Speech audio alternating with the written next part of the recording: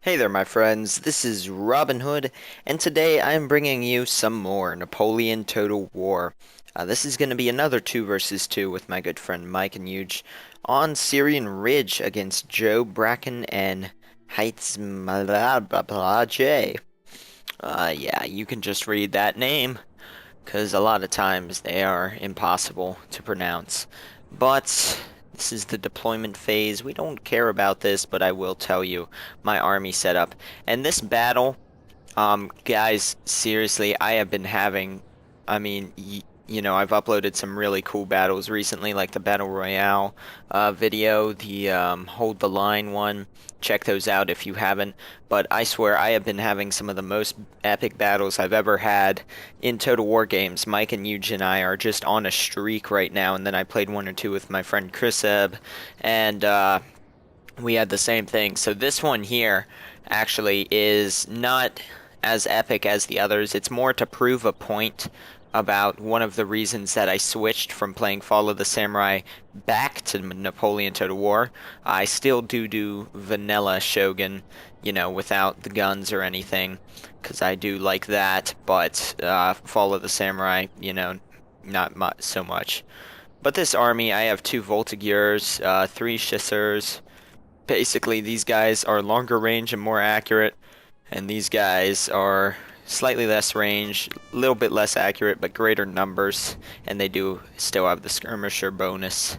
Then I have 4 Polish Legion, a Swiss Foot, 2 Old Guard, a Young Guard, 2 Carabiners, and my General Staff, and the Howitzer unit, 6-inch Howitzer, right there with their lovely artillery piece. So the rules for this battle were max 5 light infantry. You can see I have that.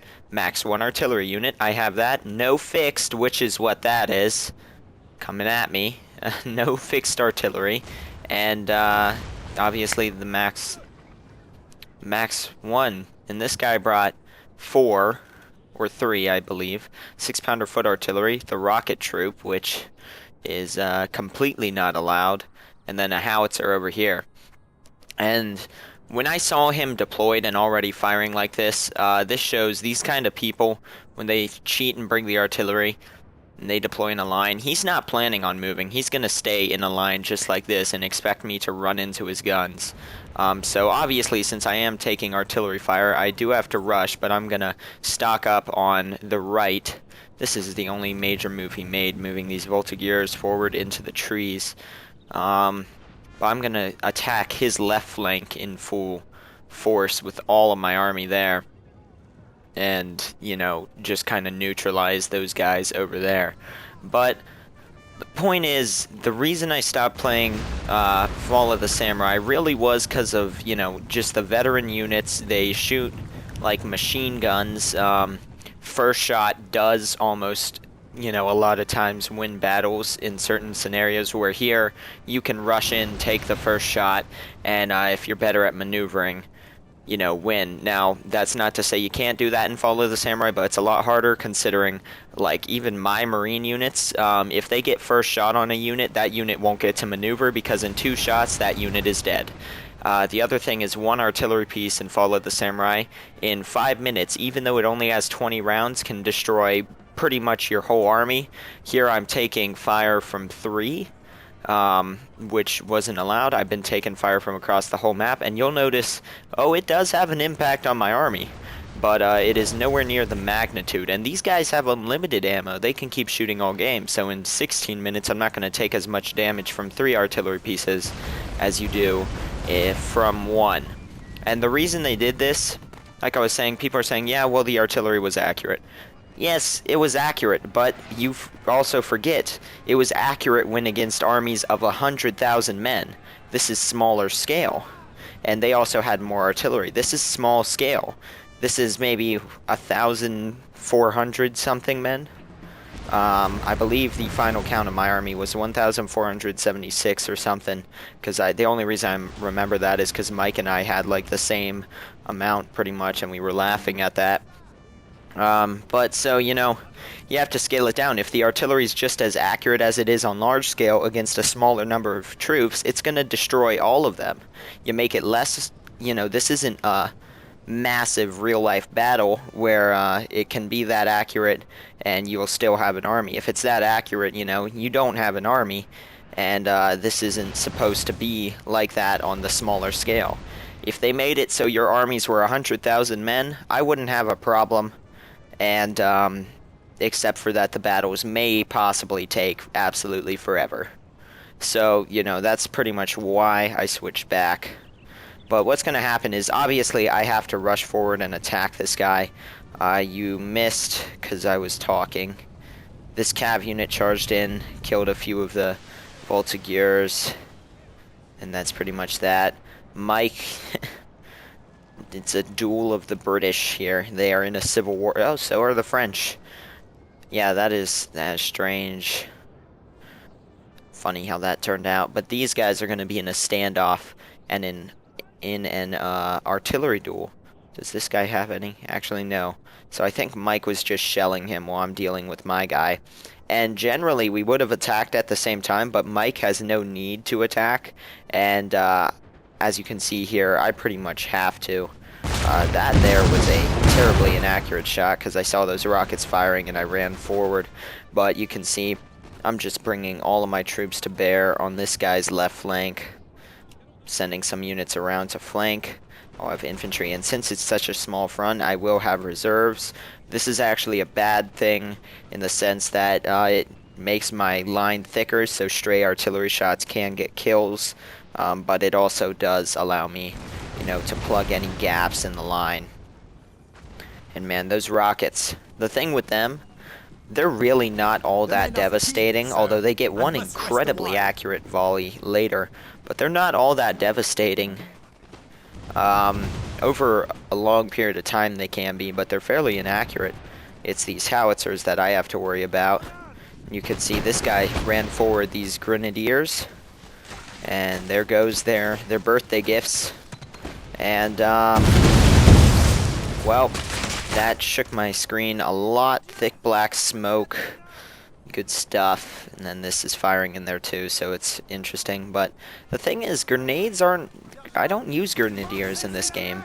They're good in melee, they're good at, you know, shooting, all that good stuff. But they have a smaller number of troops. And you're like, well, they have the grenades. In Empire Total War, if you hit a unit and it didn't move out of the way with grenades, like this unit would be pretty much decimated. And look at how much my screen is shaking just from all the artillery. But, like, in this game, I lost from 3 volleys of grenades this many guys. It's like 10 maybe. They're just not that effective. Not that effective at all.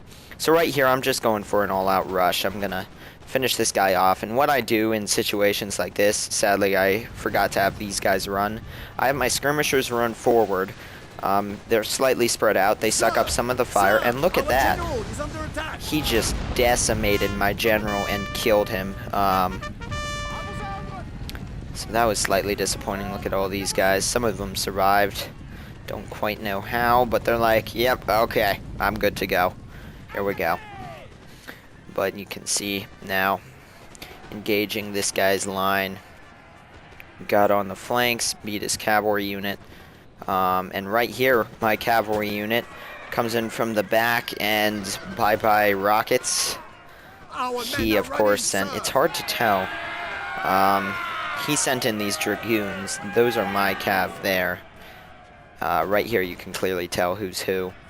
But basically my cav's going to win this, especially since I back up with some more cav. And right here I just sent my general on a suicide charge forward.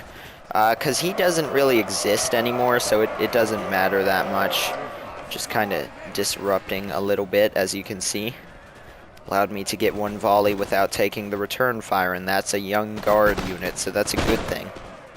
But basically, like I was explaining, the skirmishers suck up a few of the rounds, and then generally people say this is my infantry line right here where these guys are. They'll have their skirmishers up here. Because, you know, you don't want the stray rounds from the skirmish hitting your troops.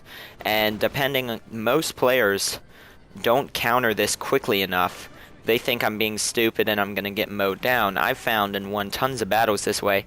If I put my skirmishers immediately in front of my troops and surrender that first shot, another thing I talked about earlier, I rush forward. I have a double line of line infantry and my skirmishers. The skirmishers take that first shot.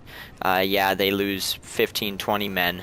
Still have quite a bit of men left. And then this guy has skirmishers facing my entire army. One volley, all of them are dead, and his infantry are nowhere close to support. Yes, I lost some skirmishers, but now I do have the ranged advantage. And I can sit there, and he has to walk into my guns this time. And this time, when he gets in range of my skirmishers, he'll also be in range of my line infantry. So really, it's a very interesting tactic to use. And now my artillery take forever, because I was expecting on this map, you see the ridge here in the center, people to rush to the ridge. That's generally what it is. So my artillery could have been sat up, you know, back there and shot over here. I had to walk them all the way forward since I had to rush, but now they're in a good position. I probably should have moved them a bit more forward, considering their... Well, it doesn't show their range in the replay. Oh well. But you can see I'm just wrapping down this guy's flank and shelling this side, since he did in fact move in on my flank. What I did here is I plugged that gap and turned this unit a little bit so they're not taking direct flank fire, and I plugged the gap with an old guard, which is gonna go to work on these Fusiliers of line, and those guys are all gonna go down. So now you can see from a battle line that was like this, it is slowly, as my flank comes in, shifting to straight across like that. And here I'm going to take out this guy's general and this grenadier unit so they can't fire into that. Just returning the favor for him killing my general. And we'll take a look real quickly at Mike's flank. So you can see this guy's shuffling his army. Small engagement right here, skirmishes. Pretty soon though, the main event of this battle is going to open up on this flank. Once again, the right side for us. And all this guy, look at this. This guy's cav is so far back, it just can't support. So that's not the best thing. Mike's artillery there. And you can see my confusing side of the battle. Once again, the highlighted troops are mine. And look at that artillery. That was actually mine, and it's at this point, this round was surprisingly close to my own men, that I went ahead and told my artillery to stop that. So they may fire one more volley, I'm not sure, but they're not gonna... No, here they are, they're getting limbered up. Yeah, they're not gonna shoot my own men. I won't have that. I had enough things shooting me already. So now all this guy has left is this stuff over here, which is at too much of an angle to shoot me now. Another reason I attacked from this flank. You can see my cavalry running amok back here. That's one of his cav units.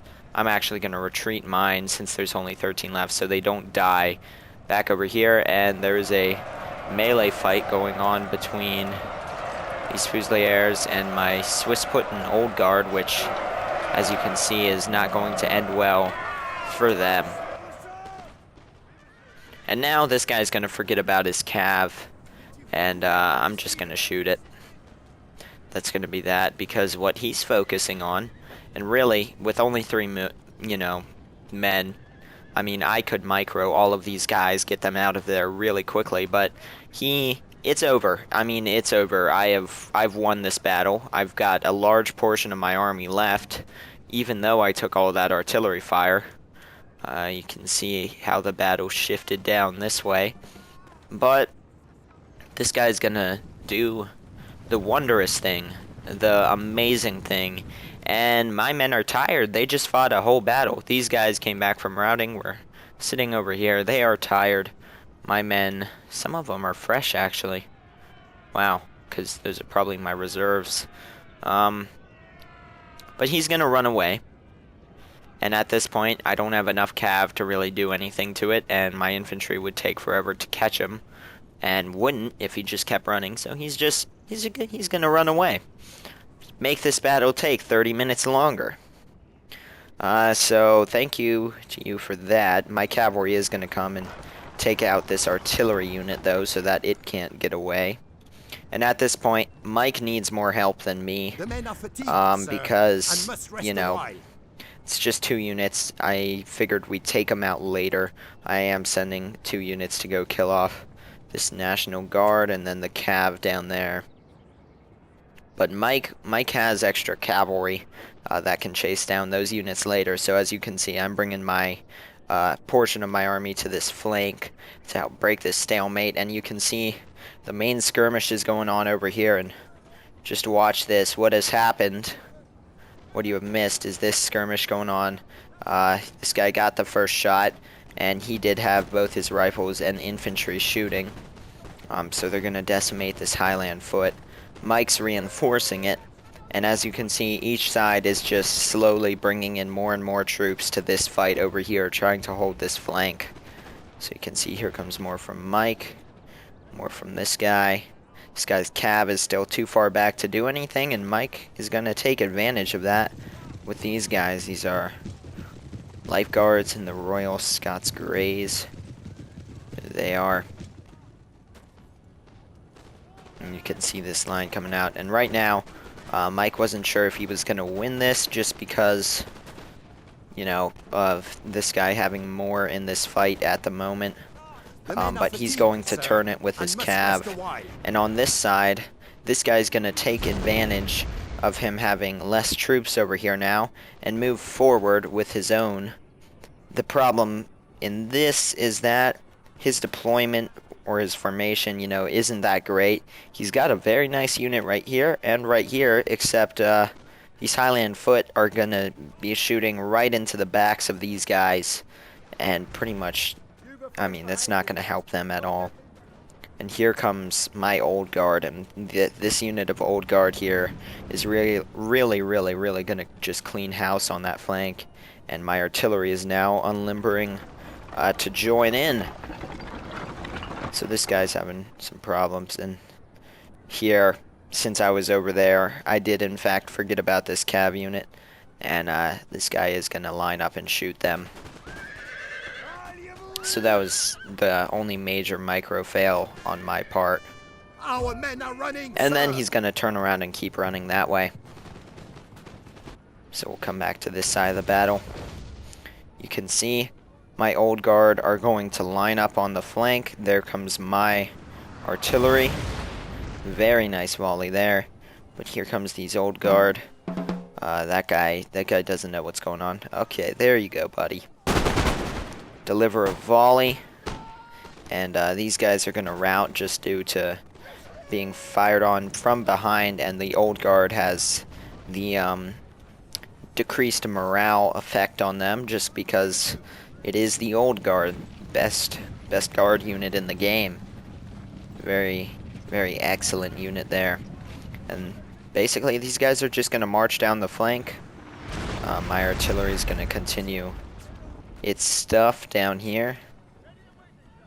And these guys are just going to get shot by rifles. And back here you can see Mike's cav came in from the back, killed off these units, and then now just beat off the cavalry attack from, I forget this guy's name. It might have been the name I couldn't say. Not sure. But they were too far back to support. So he's won this flank. My army's on this flank. This guy doesn't stand a chance. Look, these guys are lining up to shoot my old guard. But my old guard are just going to take them down before they even have a chance with an excellent volley, killing a large number of them. I mean, that's just the power of the old guard there.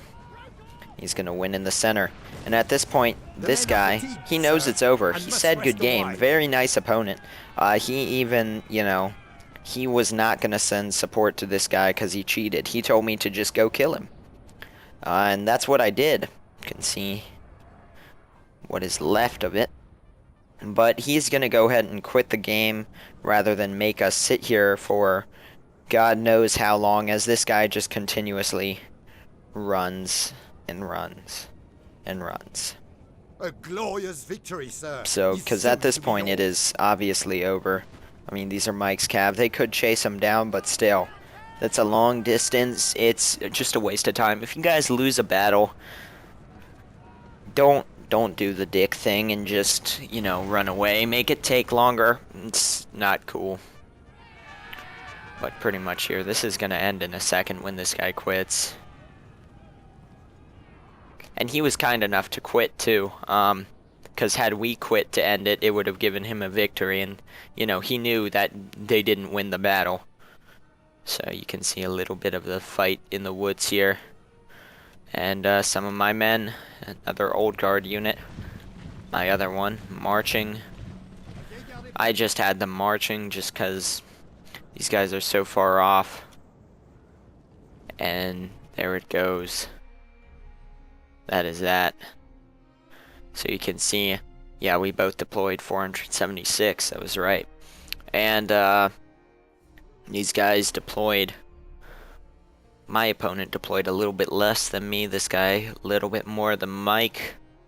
They didn't get to do that much. My opponent got quite a bit of kills, most of it from his artillery. And you can see I lost the most people on our team because of that. Mike here did quite a bit of killing, and this guy, since he was pretty much surrounded at that point, really just didn't have a chance to do anything, but he was a very kind opponent. You can see up here, my regular infantry actually doing the best. My old guard did excellent. This was the one that flanked right there, but it's just because, I use old guard as a reserve rather than heading off my attack, because you don't want them to die. If you find the perfect spot to throw them in, then they're gonna wreck, but I never send them in first and all that good stuff. But that's that, guys. Hope you enjoyed that battle, and I will see you guys next time with some more.